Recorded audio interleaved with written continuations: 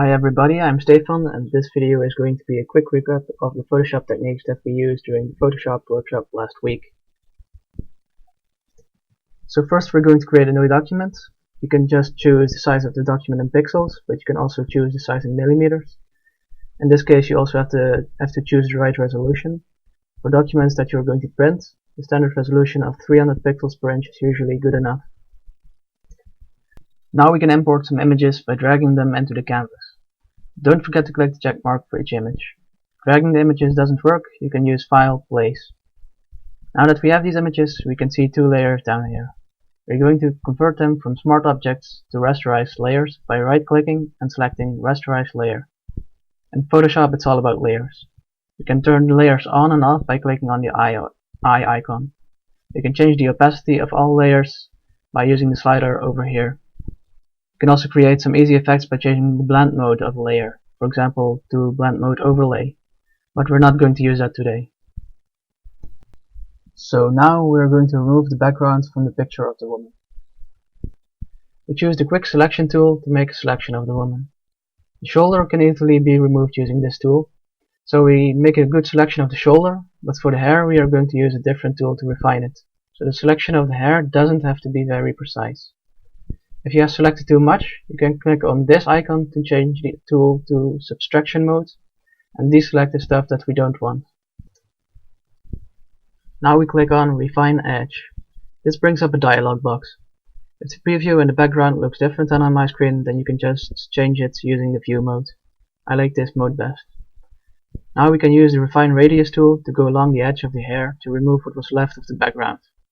If the brush size is too small, you can change it up here, or hold the Alt key on your keyboard and the right mouse button while moving the mouse to select the right size.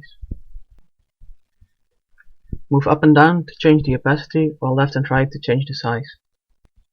We first click on the background in order to sample the color that we want to remove, and then we move the cursor along the edge of the hair. In the case that you have a multicolored background, you can just click on the background multiple times, like this, and just again go along the edge of the hair.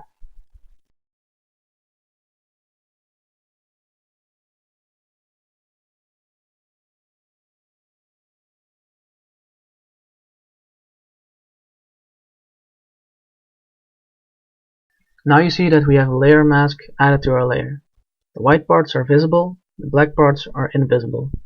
The advantage of having a layer mask is that we can still change the adjustments that we made. So the background is still there, it's just invisible. If you select a layer mask and take a white brush, you can bring back the background. If you use a black brush, you can remove things you don't want. Now we can zoom in by holding the Alt key and scrolling our mouse and start retouching some unwanted things on our skin. For this we use the Spot Healing Brush tool. Again, you can change the size of this brush up here, or you can hold the Alt key and the right mouse button while moving the mouse to select the right size. Just click on whatever you want to be removed.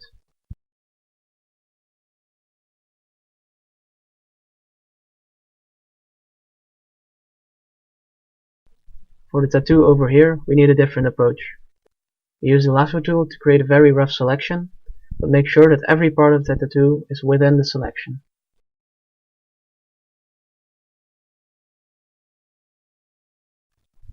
Now click Edit, Fill, and choose Content Aware Fill, and click OK.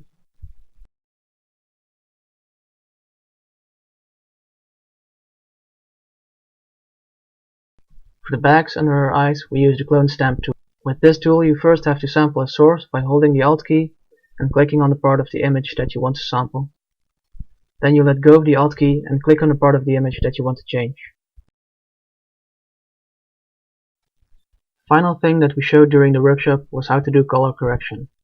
To do this, we click Layer, New Adjustment Layer, Curves. Here you can play around with this line until you have something that you like. You can also adjust only specific colors.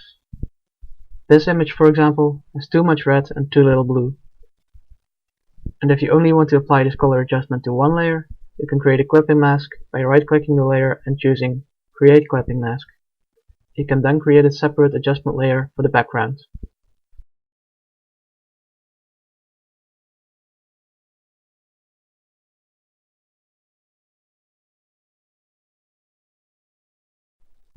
There you go, a recap of the workshop from last week. Thanks for watching and I hope you enjoyed it.